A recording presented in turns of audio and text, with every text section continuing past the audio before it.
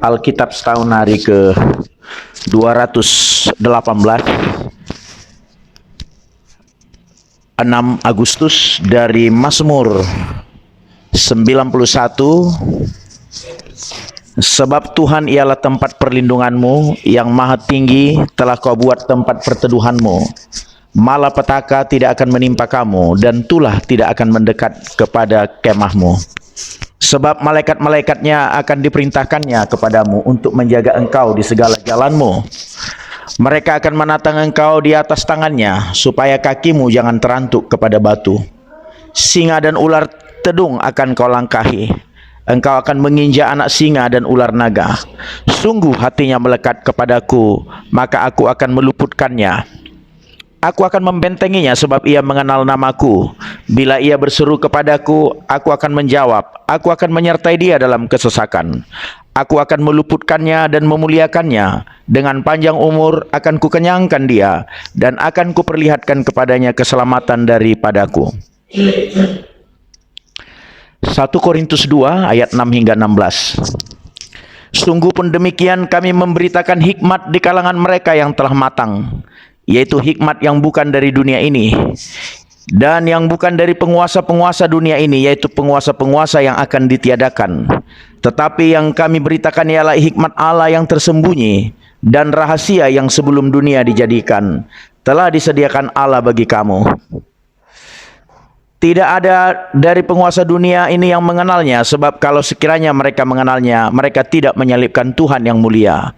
Tetapi seperti ada tertulis, apa yang tidak pernah dilihat oleh mata dan tidak pernah didengar oleh telinga dan yang tidak pernah timbul di dalam hati manusia, semua yang disediakan Allah untuk mereka yang mengasihi Dia. Karena kepada kita Allah telah menyatakannya oleh Roh, sebab Roh menyelidiki segala sesuatu, bahkan hal-hal yang tersembunyi dalam diri Allah. Siapa gerangan di antara manusia yang tahu apa yang terdapat di dalam diri manusia, selain roh manusia sendiri yang ada di dalam dia? Demikian pula lah tidak ada orang yang tahu apa yang terdapat di dalam diri Allah selain roh Allah.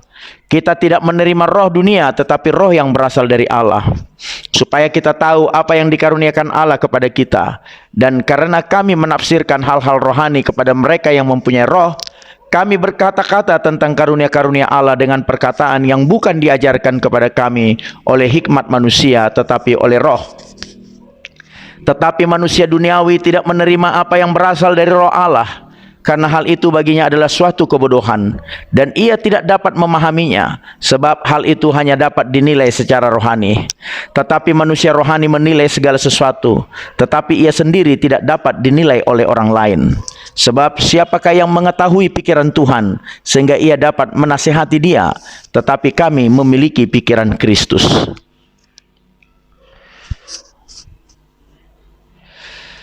1 Tawarik 22 hingga 23. Daud menyuruh mengumpulkan orang-orang asing yang ada di negeri orang Israel. Lalu ditempatkannya tukang-tukang untuk memahat batu-batu pahat yang akan dipakai untuk mendirikan rumah Allah. Selanjutnya Daud menyediakan sangat banyak besi untuk paku-paku bagi daun pintu gerbang dan bagi tupai-tupai, juga sangat banyak tembaga yang tidak tertimbang beratnya, dan kayu aras yang tidak terbilang banyaknya, sebab orang Sidon dan orang Tirus membawa sangat banyak kayu aras bagi Daud. Karena pikir Daud, Salomo anakku masih muda dan kurang berpengalaman, dan rumah yang harus didirikannya bagi Tuhan haruslah luar biasa besarnya, sehingga menjadi kenamaan dan termasyhur di segala negeri. Sebab itu baiklah aku mengadakan persediaan baginya. Lalu Daud membuat sangat banyak persediaan sebelum ia mati. Kemudian dipanggilnyalah Salomo anaknya, dan diberinya perintah kepadanya untuk mendirikan rumah bagi Tuhan Allah Israel. Kata Daud kepada Salomo, anakku, aku sendiri bermaksud hendak mendirikan rumah bagi nama Tuhan Allahku.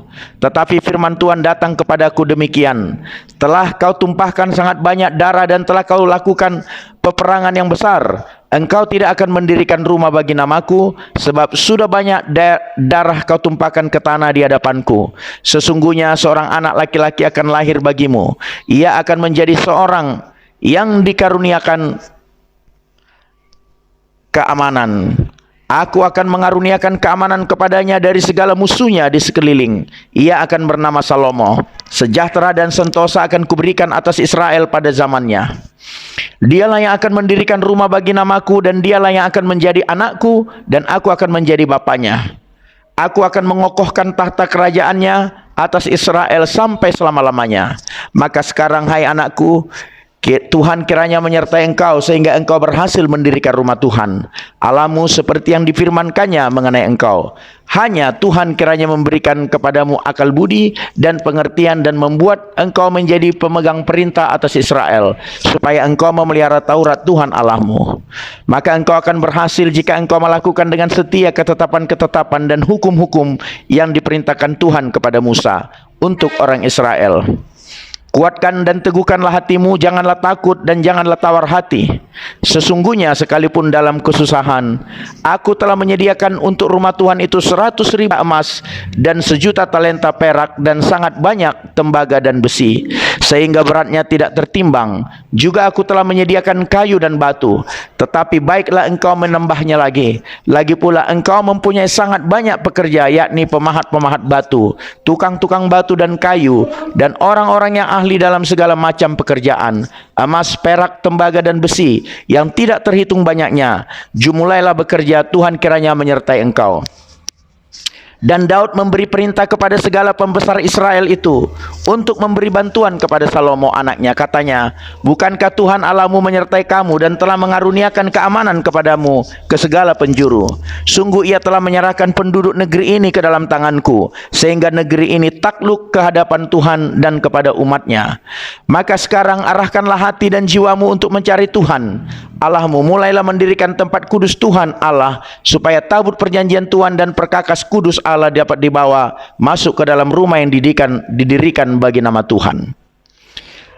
Setelah Daud menjadi tua dan lanjut umur, maka diangkatnya Salomo menjadi raja atas Israel. Ia mengumpulkan segala pembesar Israel, juga para imam dan orang-orang Lewi. Lalu dihitunglah orang-orang Lewi yang berumur 30 tahun ke atas, dan jumlah orang-orang mereka dihitung satu demi satu, ada 38.000 orang. Dari orang-orang ini 24.000 orang harus mengawasi pekerjaan di rumah Tuhan, 6.000 orang harus menjadi pengatur dan hakim, 4.000 orang menjadi penunggu pintu gerbang, dan 4.000 orang menjadi pemuji Tuhan dengan alat-alat musik yang telah kubuat untuk melakukan puji-pujian, kata Daud. Juga Daud membagi-bagi mereka dalam rombongan menurut anak-anak Lewi, yakni Gerson, Kehat dan Merari. Termasuk orang Gerson ialah Ladan dan Simei. Anak-anak Ladan ialah Yehiel seorang kepala, serta Zetam dan Yoel 3 orang. Anak-anak Simei ialah Selomit, Haziel dan Haran 3 orang. Orang-orang inilah yang menjadi kepala puak Ladan. Anak-anak Simei ialah Yahat, Ziza, Yeus dan Beria. Itulah anak-anak Simei 4 orang. Yahat ialah kepala dan Ziza orang kedua, tetapi Yeus dan Beria tidak mempunyai banyak anak, maka mereka merupakan hanya satu puak dengan satu jabatan. Anak-anak Kehat ialah Amram, Yizar, Hebron dan Uziel 4 orang. Anak-anak Amram ialah Harun dan Musa. Harun ditunjuk untuk mengurus apa yang maha kudus, dia dan keturunannya sampai selama-lamanya, untuk membakar korban di hadapan Tuhan, untuk melayani dia dan untuk memberi berkat demi namanya sampai selama-lamanya. Anak-anak Musa abdi Allah itu digolongkan kepada suku Lewi. Anak-anak Musa ialah Gersom dan Eliezer. Anak Gersom ialah Sebuel seorang kepala. Anak Eliezer ialah Rebhaya seorang kepala. Eliezer tidak mempunyai anak-anak lain, tetapi anak-anak Rehabia luar biasa banyaknya. Anak Yizhar ialah Selomit seorang kepala. Anak-anak Hebron ialah Yeria seorang kepala. Amaria anak yang kedua, Yahaziel anak yang ketiga, dan Yekameam anak yang keempat. Anak-anak Uziel ialah Mika seorang kepala, dan Nizia anak yang kedua. Anak-anak Merari ialah Mahli dan Musi. Anak-anak Mahli ialah Eleazar dan Kis. Ketika Eleazar mati, ia tidak mempunyai anak laki-laki, hanya anak perempuan. Lalu anak-anak Kis, saudara sepupu mereka, mengambil mereka menjadi istri. Anak-anak Musi ialah Mahli, Eder dan Yeremot 3 orang. Itulah Bani Lewi menurut puak mereka. Kepala-kepala puak mereka pada waktu mereka dicatat seorang-seorang sesuai dengan bilangan nama mereka. Orang demi orang yang berumur 20 tahun atau lebih, merekalah yang harus melakukan pekerjaan untuk ibadah di rumah Tuhan. Sebab Daud telah berkata, Tuhan Allah Israel telah mengaruniakan keamanan kepada umatnya, dan ia diam di Yerusalem sampai selama-lamanya. Dengan demikian tidak usah lagi orang Lewi mengangkat bait suci dan segala perkakas yang dipakai untuk ibadah di situ. Sebab sesuai dengan titah Daud yang belakangan, mereka yang didaftarkan dari anak-anak Lewi ialah berumur 20 tahun ke atas. Tugas mereka ialah membantu anak-anak Harun untuk menyelenggarakan ibadah di rumah Tuhan, mengawasi pelataran, bilik-bilik dan pentahiran segala barang kudus, serta melakukan pekerjaan yang berhubungan dengan ibadah di rumah Allah. Juga mereka harus menyediakan sajian dan tepung yang terbaik untuk korban sajian, roti tipis yang tidak beragi, apa yang dipanggang di atas panggangan, apa yang teraduk dan segala sukatan dan ukuran. Selanjutnya mereka bertugas menyanyikan syukur dan puji-pujian bagi Tuhan setiap pagi. Demikian juga pada waktu petang dan pada waktu mempersembahkan segala korban bakaran kepada Tuhan pada hari-hari Sabat, bulan-bulan baru dan hari-hari raya, menurut jumlah yang sesuai dengan peraturan yang berlaku bagi mereka sebagai tugas tetap di hadapan Tuhan. Mereka harus melakukan pemeliharaan kemah pertemuan serta tempat kudus dan harus melayani anak-anak Harun, saudara-saudara mereka, untuk menyelenggarakan ibadah di rumah Tuhan. Amin.